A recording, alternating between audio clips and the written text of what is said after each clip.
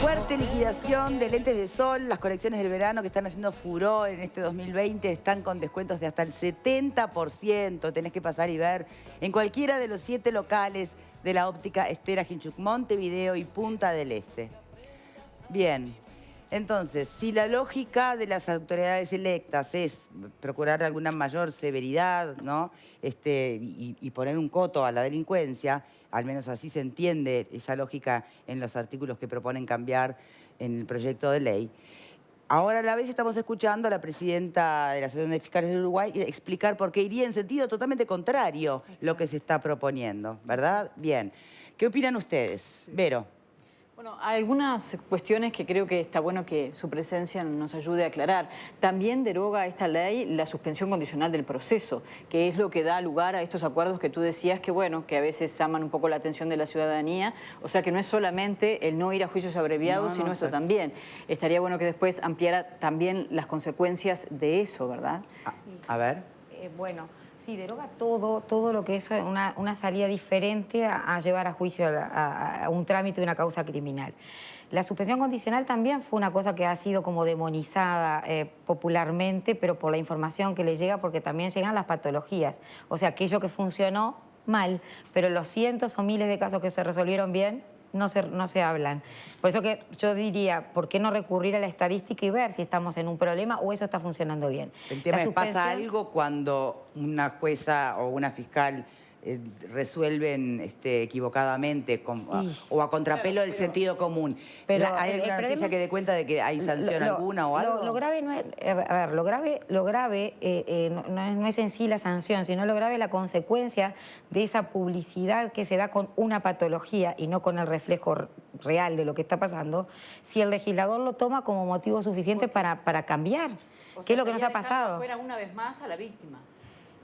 Pero no solo eso, sino que ingresar al sistema penal, incluso para el agresor, para el imputado, es algo muy fuerte, no lo podemos tomar a la ligera. ¿Tenemos más presos que antes?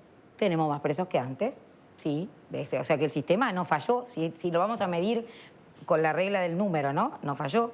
Está funcionando. Las suspensiones condicionales no están pensadas para cualquier tipo delictivo, están pensadas para los delitos menores. Tampoco están pensadas para cualquier tipo de delincuente, están pensadas para aquellos delincuentes que el sistema ya los mira como que tienen posibilidad de rehabilitarse y que ingresar al sistema carcelario lo único que va a hacer es perjudicar aún más la situación de esa persona, pero lo que nosotros llamamos los daños colaterales. Si es un joven con adicción que lo que hizo fue, no sé, robó algo y eso se recuperó.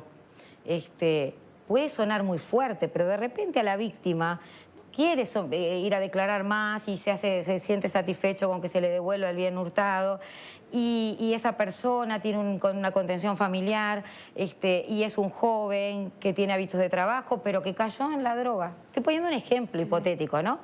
¿Qué hacemos? ¿Lo mandamos a la cárcel 3 meses? O tal vez podemos entre todos tener como medida alternativa obligarlo a ir a un centro de rehabilitación. ¿Dónde ganó más la sociedad? ¿Dónde invertimos más? Todo depende de qué queramos hacer. El tema es que esa posibilidad de obligar a alguien a ir a un centro de rehabilitación tampoco es posible. ¿Por qué? No hoy por falta de legislación.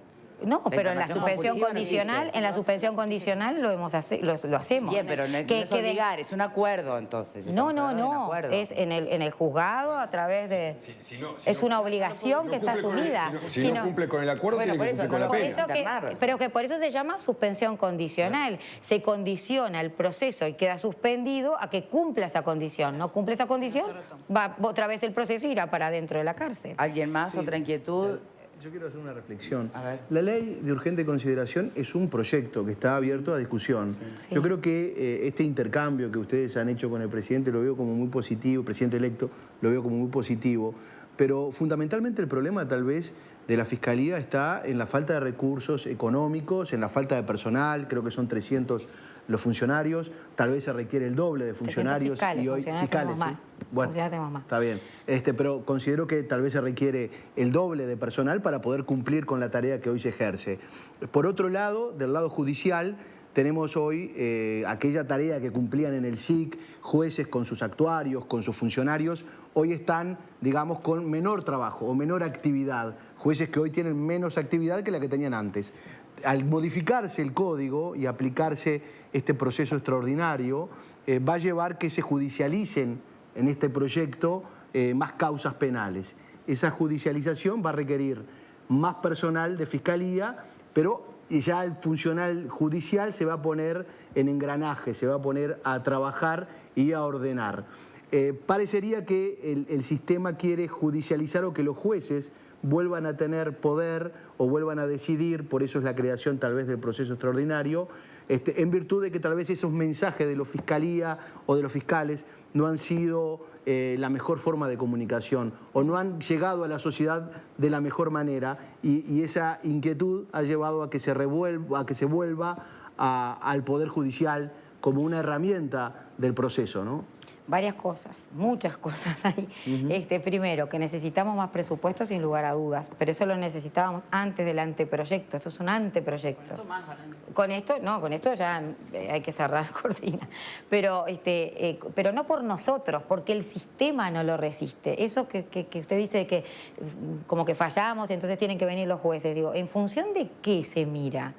¿Cómo se mira eso? ¿Cómo saben que antes funcionaba y ahora no? Yo no lo logro entender. ¿Qué base científica, qué datos llevaba la Suprema Corte o el Poder Judicial como para saber que antes se sentenciaba mejor que ahora y se cumplían las penas?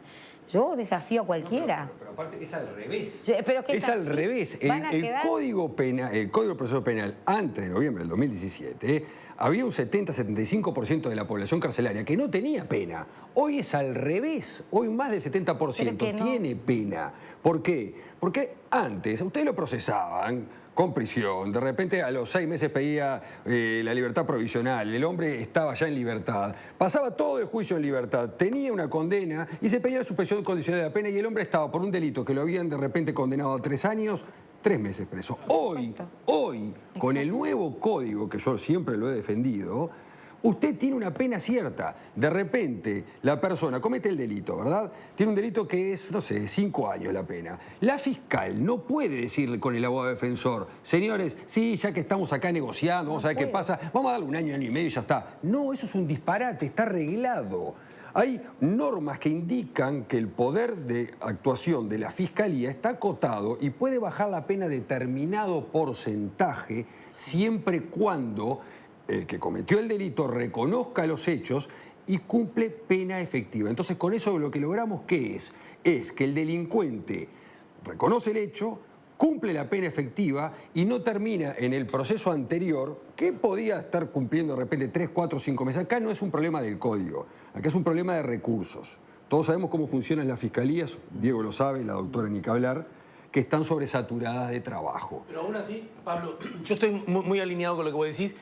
Me parece que no solo es un problema de recursos, me animo a decir, sino también del relato que se construye sobre los hechos. Se ha generado la peregrina idea, primero, la que le encanta a los uruguayos, creer que todo tiempo pasado fue mejor. Eso es absolutamente falso en este tema, ¿no? En otros probablemente sí. Es una cosa que nos encanta. La otra cosa tiene que ver con que justamente hay mucha desinformación y además se aborda el análisis y emitimos juicios y conceptos a propósito de la excepción, a propósito de casos puntuales. A nadie se le ocurriría hacer eso en ningún otro ámbito. No. Lo que pasa es que el sistema acusatorio, que además, como dijo la fiscal, no es una novedad. En todo caso, era novedad que Uruguay todavía sigue con el sistema inquisitivo. Es un sistema que en la medida, aún es muy reciente en el Uruguay, se está armando, hay problemas, hay seguramente injusticias, sobre eso habrá que seguir trabajando, pero de ninguna manera, entre otras cosas porque es más garantista, habría que dar un paso atrás. A mí me parece que es un grave error del sistema político, que fue el que aprobó esto, ¿verdad? Porque no, esto se aprobó con el voto de todos los partidos. Se quiera generar la idea de que corridos por cierto relato equivocado del tema, me parece que podemos dar atrás en las garantías y este es un sistema mucho más garantista y los demócratas republicanos deberíamos ver eso como una buena noticia. ¿Sabés lo que habría que hacer? En todo caso, no es reformar el Código del Procedimiento Penal. Habría que reformar el Código Penal con las penas, porque si se quiere que en los acuerdos las penas sean menores, bueno, vamos a poner más penas, que yo no estoy de acuerdo. Alfredo, a los que no hablaron, por favor, todavía. Me cansé de escuchar acá a su ex colega Subía hablando peste del nuevo código y que un desastre, y que los fiscales estaban todos insatisfechos y que no sé qué, y que por lo menos que iban a la huelga general y que... porque él era un enemigo acérrimo y yo no sé si él no tiene algo de incidencia en este en este tema del proyecto de ley de urgente consideración a los cambios que quiere hacer. No lo sé. Me gustaría saber la opinión con respecto. ¿Ustedes están de acuerdo con fiscales con el nuevo código? Lo valoran. Más allá de los recursos que falten o no, que ese es otro tema, creo que ya lo planteó bien. La otra cuestión, usted mencionó a veces el tema de la patología. Estoy diciendo que se mide por la patología. O la excepción, digamos. O la excepción. Pero hay excepciones que son, por favor. Como lo supieron siempre. No, pero están haciendo justicia. No, pará. No es el almacenero que se equivoca en la cuenta. En algunas excepciones fueron tan ridículas las penas que vos decís, no sean malos, ¿qué hicieron? Pero se las supo. ¿Cuántas habían antes que usted no se enteraba? Pero eso no quita que haya sido un error ahora. No me lo defiendan las patologías. No puede ser. La defensa corporativa era... No es lo corporativo, por favor. A los fiscales no nos importa. Nosotros somos operadores y no nos metemos en política, y mucho menos política partidaria. O sea que nosotros, como fiscales. No. Pero que no lo somos. Creo que debemos haber sido los únicos profesionales que cuando nos equivocamos hemos dado la cara y hemos dicho, upa, nos equivocamos. Simplemente que advertimos cómo estamos trabajando. Y la situación en la que estamos trabajando no es la mejor, pero esto no es el problema del anteproyecto. Por eso digo, ojo con crear acá una gran ensaladera donde tiramos todo y sale cualquier cosa. Una cosa es el presupuesto, otra cosa que es carente, otra cosa es la implementación, que tal vez no haya sido la mejor y que nosotros estamos tratando de brindar ideas para que se implemente de la mejor manera posible.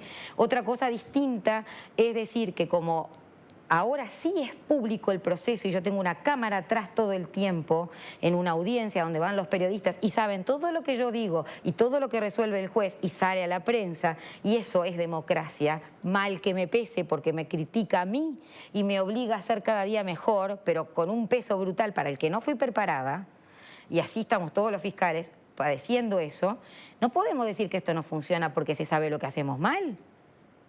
Ahí no hay sociedad democrática que aguante, y los fiscales lo estamos haciendo con mucho orgullo porque nos encanta lo que hacemos y no de manera corporativa, eso yo no lo admito, no lo permito. Lo hacemos porque nos gusta lo que hacemos, somos vocacionales, y a pesar de que ahora ya no es lo mismo para nosotros salir a la calle que lo que era antes, ¿sí? Porque todo el mundo nos critica o se nos acerca y nos preguntan. Es el sistema que eligió la sociedad uruguaya y lo vamos a hacer y lo vamos a defender porque es lo que está vigente. Mañana el Parlamento decide otra cosa y haremos lo que el Parlamento decida. No somos políticos, somos profesionales y operadores. Operamos con lo que el Parlamento nos da. Lo que nosotros decimos es que como se ha legislado hasta ahora es erróneo, porque no se puede legislar en función de la patología. Lo repito, jueces y fiscales nos reímos a veces cuando hablamos de un artículo, ya no lo llamamos con el número, el artículo, el número tal, decimos el artículo del caso tal, porque tienen nombre y apellido. Cuando algo salió mal e hizo ruido, se modificó. No, señores, así no se legisla. Se legisla de manera pensante, razonada. Tenemos ahora un sistema informático con una base de datos que nos dice cómo estamos funcionando, si funcionamos bien, si funcionamos mal, dónde hay determinados delitos, dónde hay otros, cuáles son las penas, si las penas son grandes, si son pequeñas, en función macro, para sacar un muestreo estadístico que sirva como reflejo. Y no decir, bueno, como esto hizo ruido, lo reformamos, como aquello hizo ruido, lo reformamos. ¿Y qué pasó con lo que salió bien? ¿Qué pasó? ¿Podemos estar en esta incertidumbre? Hay otro dato que no integró la explicación, que fue muy clara, sin duda, Mirta, y es otro a la hora de legislar, ¿no? Y pensando en dónde busca la información quienes tienen que legislar. ¿Y será que exclusivamente la buscan donde no debe ser y es en la excepción? ¿O será que también la buscan y la observan en la realidad cotidiana, ¿no? En los aumentos históricos de la criminalidad y en criminales que tienen antecedentes de haber estado un tiempito en la cárcel por esto, otro tiempito en la cárcel por aquello? ¿No será que también están mirando eso? Y en ese contexto, que una fiscal o un fiscal cometa un error por absurdo, ¿no? Por falta de sentido común, y usted me dice, bueno, antes se hacía y no nos enterábamos. Bueno, antes no nos estaban matando como ahora. ¿Se entiende Claro que se entiende y se comparte, porque algo que ustedes tienen que saber, que los fiscales formamos parte de la sociedad uruguaya, ¿no? Tenemos hijos acá, subimos al ómnibus, vamos a la escuela, o sea que la delincuencia duele al igual que le duele a cualquiera. No somos ajenos a eso. Es más, nos gusta lo que hacemos porque nos sentimos que servimos para algo y le damos a la sociedad lo que la sociedad nos dio, que nos formó y nos da un trabajo. O sea que eso lo tenemos clarísimo y nos preocupa como le preocupa a cualquier ciudadano. No nos gusta vivir en un país inseguro.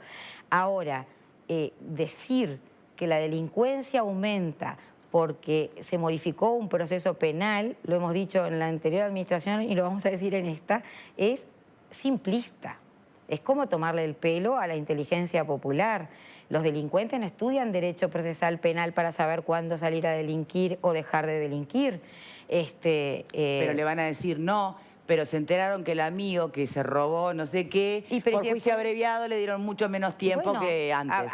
Tendremos que corregir que no esté en el corrillo de las cárceles esto, ¿no? Tendremos que corregir eso. Pero no es argumento. Yo lo que pido es un argumento. Yo lo que le pido a los legisladores, obviamente que más presupuesto, más gente, para poder trabajar dignamente, más apoyo para los fiscales, que sinceramente no la estamos pasando bien. Y si yo lo digo eso en Montevideo, les puedo decir que en el interior están peor mis compañeros. Yo trabajé en el interior, sé lo que es, y esto es complejo. Y eso sí se los pido. Pero lo que les pido sinceramente a los legisladores es paren un poco con modificar, paren y analicen seriamente, hagamos un trabajo como nos merecemos. Bien. Quedó la palabra dada de que se va a dar de esa manera, que se van a escuchar y...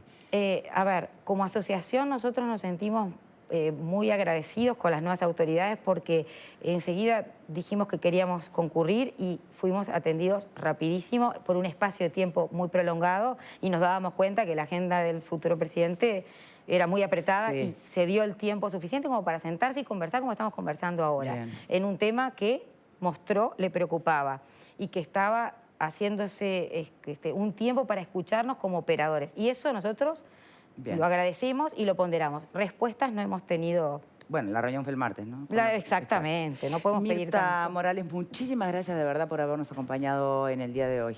Yo les agradezco a ustedes por tener la oportunidad de poder explicar un poco lo que estamos pasando. Muchas gracias. Pausa y ya venimos. Entre el olvido